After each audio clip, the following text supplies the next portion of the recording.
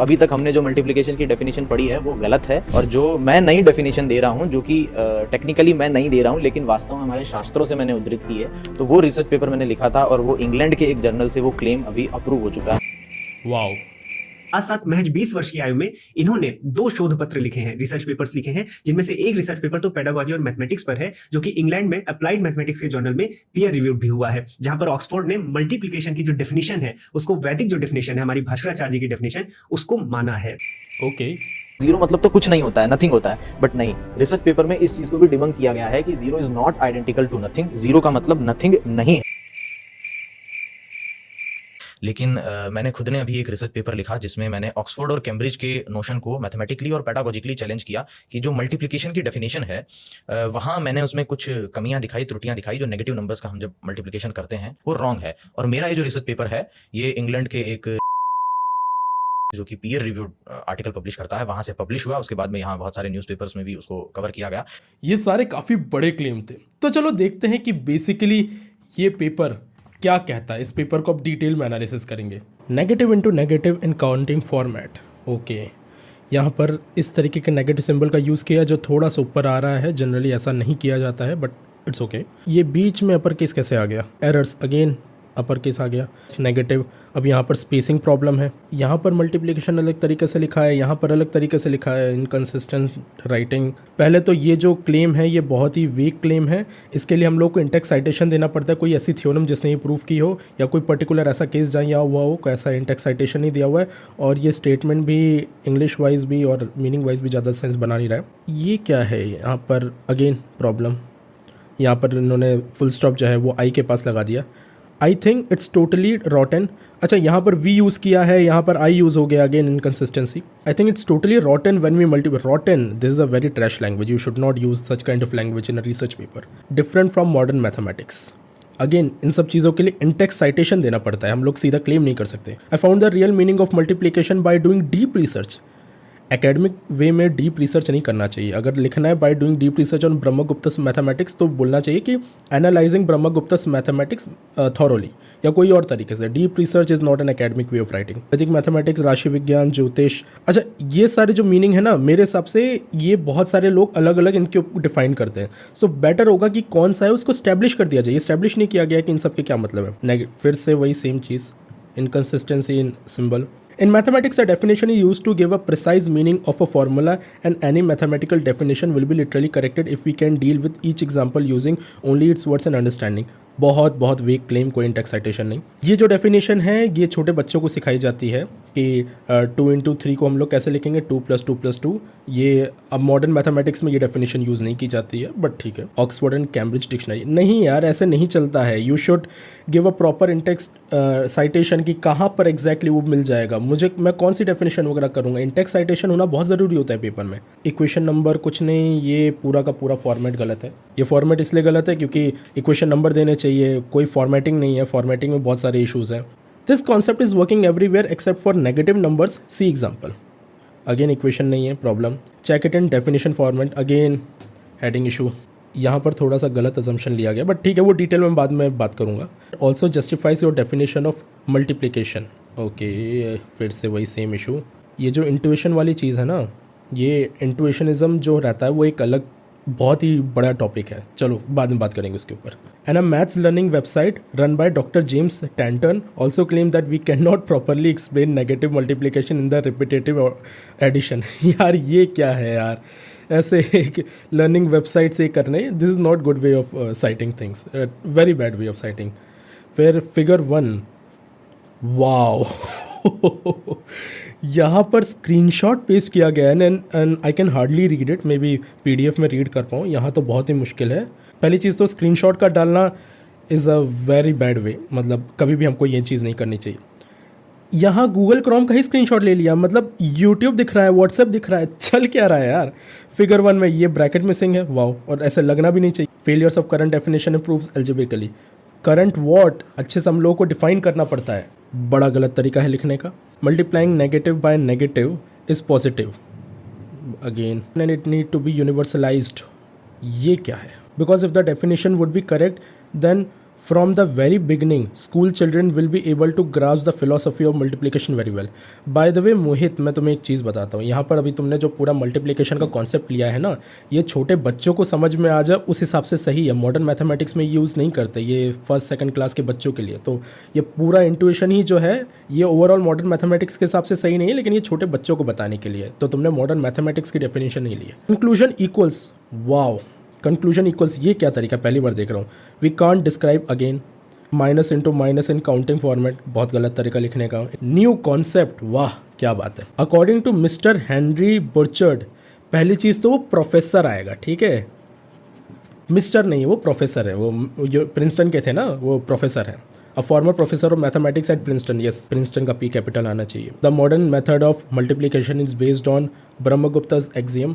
नाम लिख रहे हो तो वो जहाँ पर कैपिटल आना चाहिए फर्स्ट लेटर वहाँ नहीं आ रहा है, और जहाँ पर नहीं आना चाहिए वहाँ पर हर जगह आ रहा है। बट आई थिंक अगेन ये देखो, अब मॉडर्न में एम की क्या जरूरत थी कैपिटल लिखने की? अगर हम लोग नॉर्मल लिख रहे हैं तो सिंबलिक एंड हमको नहीं डालना चाहिए कायदे से। वैसे तो कोई हार्ड एंड फास्ट रूल नहीं है, बट नहीं डालना चाहिए। Perfect definition of multiply, perfect, wow, perfect पहले लेबल दे दिया। यहाँ पर एक बहुत बड़ा ब्लंडर हो रहा है। ब्लंडर ये हो रहा है कि यहाँ पर ज़ीरो की जो डेफिनेशन, ज़ीरो को जिस तरीके से लिया गया है ये फंडामेंटली सही नहीं है। अगेन इसके ऊपर डिटेल में बात करूँगा कि क्या प्रॉब्लम है, लेकिन अभी ओवरऑल पेपर को रिव्यू कर लेते हैं। 2 × 3 = 0 + 2 + 2 + 2, नॉट 2 + 2 + 2। तो ये क्यों लिखा है? मेन नंबर इन ज़ीरो, ये क्या है भाई? कोई स्पेसिंग नहीं है। फ्रीक्वेंसी, ये क्या है यार? अगेन कोई इक्वेशन नंबर नहीं, कुछ बहुत वेग तरीके से लिखा हुआ है। वी नो करके लिख दिया है, मतलब it is anything but academic in nature ये पेपर। अच्छा, एक जनरल रूल होता है, जब भी हम लोग किसी वर्ड को शॉर्ट फॉर्म में कर रहे होते हैं ना, तो एक बार हम लोग को दिखा देना पड़ता है उसके फुल फॉर्म के साइड। तो अगर पहले कहीं नेगेटिव में ब्रैकेट में NEG लिख दिया होता तो रीडर को पता चल जाता कि अब जो NEG डॉट आएगा उसका मतलब नेगेटिव ही रहेगा। ऑल्दो यहाँ पर क्लियर हो रहा है, but it's a common practice, तो किसी को ये चीज़ का ध्यान रखना चाहिए। This question still remain that minus minus, ये क्या तरीका लिखने का? Then there will be no question left in this definition. Again बहुत वेग क्लेम्स। क्वेश्चन मार्क के बाद स्मॉल के से शुरू हो रहा है। क्वेश्चन मार्क बहुत अजीब तरीके से है। फिगर 2, फिर ये चीज़ नहीं आई है। ग्रेट इंडियन, इंडियन में आई स्मॉल है। अगेन फिगर में ये चीज़ आनी चाहिए थी। ओम खाम ब्राह्मे युगुर्वेद 40 पॉइंट। चलो ये अच्छा है कि ये सारी चीज़ें बता दी हैं। वैसे तो हम लोग सीधा केवल इस बेसिस पे क्लेम नहीं कर सकते हैं, ये बहुत ही गलत तरीका है, बट ठीक है, अभी हम लोग बाद में डिटेल में डिस्कस करेंगे। नाउ चलो ठीक। So now we are able to explain arithmetically that how 0 minus फिर ब्रैकेट में minus become plus in are example 3। बहुत वेग है, कुछ ढंग से बताया नहीं है, कोई स्ट्रक्चर नहीं था, मतलब बहुत ही वेग और बॉल्ड स्टेटमेंट है।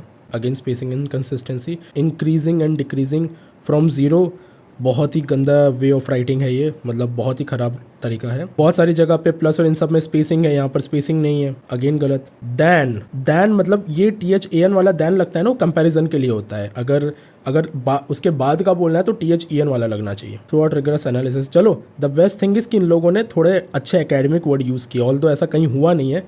इंपेरिकल एविडेंस क्या होता है यार? इंपेरिकल एविडेंस ये नहीं होता है, क्या लिख दिया है ये? वापस यहाँ पर इस तरीके से मल्टीप्लिकेशन दिखाया हुआ है। सोर्स, इसको इस तरीके से जनरली नहीं लिखा जाता। आई डोंट नो इस जनरल का क्या सीन है, बट इस तरीके से तो नहीं लिखा जाता है। और ये साइटेशन फॉर्मेट क्या है यार? ये साइटेशन फॉर्मेट भी ढंग से नहीं है। It's not a credible paper. अभी तो मैंने इस पेपर में छोटे छोटे इश्यूज निकाले हैं। कोर जो मैथमेटिक्स में प्रॉब्लम है उसके बारे में तो बात भी नहीं की है। बाय द वे, इनकेस अगर आप लोगों को लग रहा हो कि मैंने इस पेपर का एनालिसिस बायस्ड किया है, जो कि लगना नहीं चाहिए क्योंकि मैंने सारी चीज़ें क्लियर आपको दिखाई हैं, फिर भी जस्ट टू इंश्योर मैंने ये सेम पेपर क्लॉड AI के सोनेट 3.5 मॉडल में भी डाला। Sonnet 3.5 one of the most advance generative AI model में से एक माना जाता है। और फिर जब मैंने सोनेट 3.5 को बोला कि इस पेपर को रिव्यू करके बताओ कि तुम्हारा क्या फीडबैक है, तो उसका ये रिजल्ट था। सबसे पहले writing style. Your writing style is atrocious, it's riddle with grammatical error, inconsistent capitalization and poor sentence structure. Wow. Formatting, the formatting is a disaster. There is inconsistent spacing, random capitalization, structure. The paper lack a clear structure, obviously. There is no proper introduction, methodology or conclusion. It's just a rambling mess of poorly connected ideas.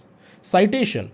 You have included a list of sources at the end, but there are no in-text citation. How am I supposed to know which claim come from which sources? This is an academic malpractice. मैं इससे बहुत ज़्यादा humble था actually में. Clarity of arguments. Your arguments are vague, poorly articulated. You jump from one idea to another without proper explanation of logical flow.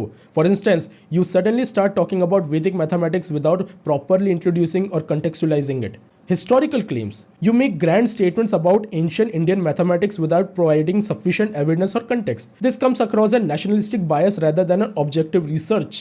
ये बहुत बड़ी चीज थी और बहुत इंपॉर्टेंट चीज भी है ये। ऑल द फिगर में प्रॉब्लम थी, बट इसमें एआई वाली चीज को मैं सीरियसली नहीं लूंगा बिकॉज मे बी वो इमेज को रीड नहीं कर पाया होगा, तो उसका पॉइंट इसमें हम लोग नहीं लेंगे। Then novelty. Your claim of a new concept is dubious at best. You haven't demonstrated how this differs significantly from existing mathematical understanding or why it's important. Conclusion. Your conclusion is weak and it doesn't effectively summarize your finding or their implication.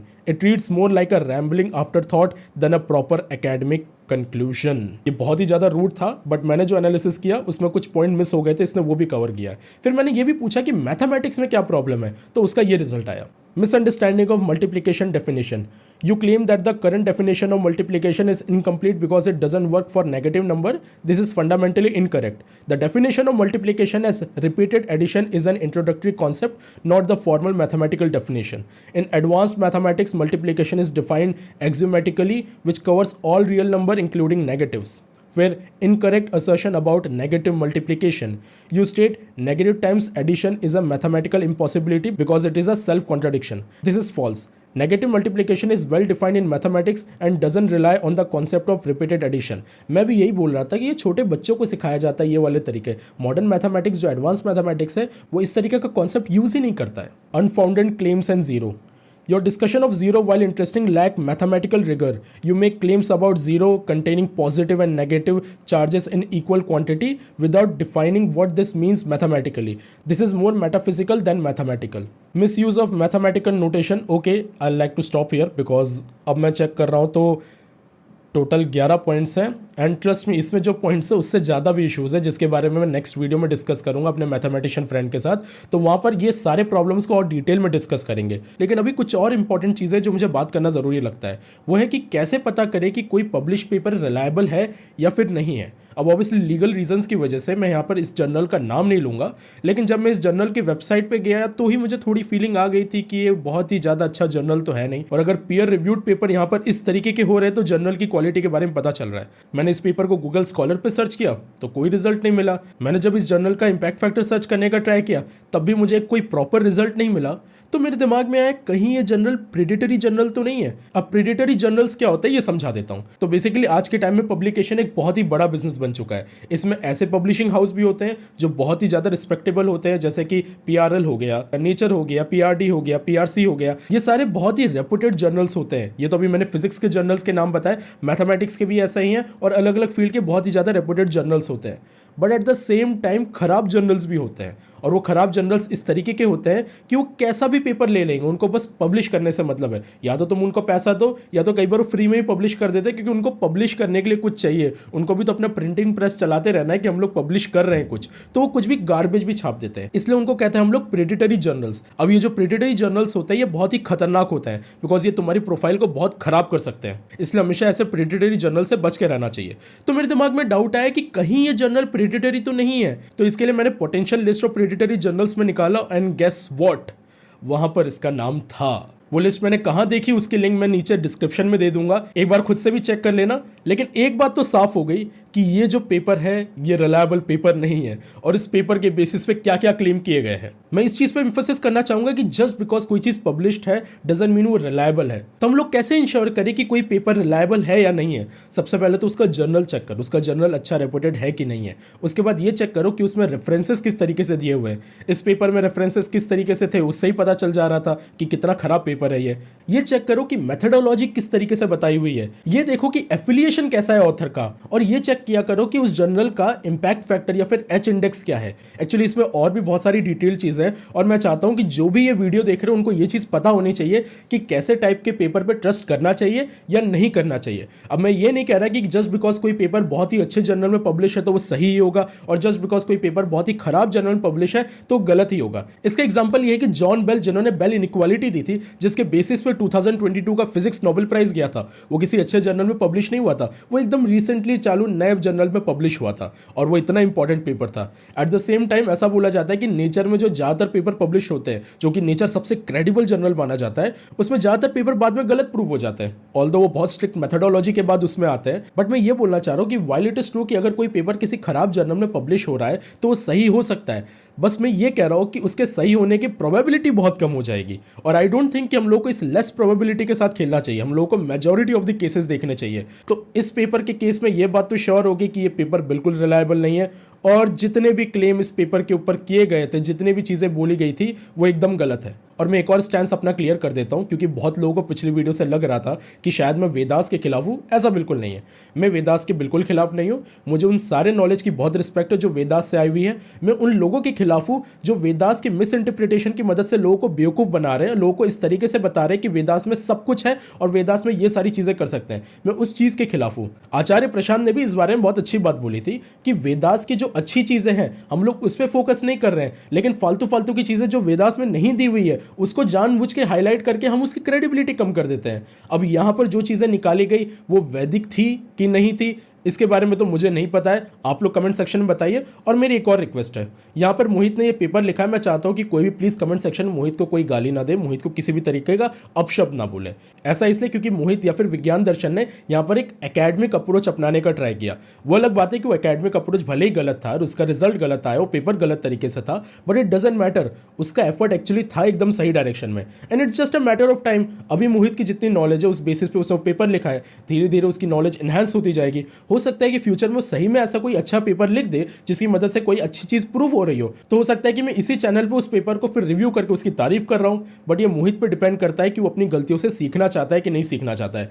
इसके बाद में एक live करने वाला हूं मेरे एक mathematician friend के साथ, जिसमें हम लोग डिटेल में डिस्कस करेंगे कि इस पेपर के मैथमेटिक्स में एक्चुअली प्रॉब्लम क्या है। मोहित, मैं तुम्हें भी इन्विटेशन देना चाहता हूं कि अगर तुम चाहते हो तो प्लीज ज्वाइन करो ये लाइव, एक फ्रूटफुल डिस्कशन हम लोग कर सकते हैं और ये चीज डिस्कस कर सकते हैं कि आगे कैसे इंश्योर करें कि प्रेडिटरी जर्नल में पब्लिश ना हो, पीयर रिव्यू के नाम पे धोखा ना हो। एंड मैं सबसे फिर से रिक्वेस्ट करता हूं, प्लीज मोहित के बारे में कुछ भी खराब कमेंट बना लेके, हाँ मेरे को गाली देनी है तो दे दो, मुझे फर्क नहीं पड़ता, वो तो वैसे भी देने वाले हो। बस मैंने अपना स्टैंड क्लियर रखा कि मैंने यहाँ जो भी बात की है इस पेपर के बारे में बात की है और इस पेपर के आउटकम के बारे में बात की है। मैं वैदिक मैथ या वेदास के खिलाफ नहीं हूं, मैं सूडो साइंस के खिलाफ हूं। अगली बार हम लोग डिटेल में इसी पेपर के बारे में डिस्कस करेंगे इन द नेक्स्ट लाइव, तो उसको प्लीज ज्वाइन करना and do subscribe to my channel to support me. तब तक के लिए स्टे क्यूरियस, कीप लर्निंग।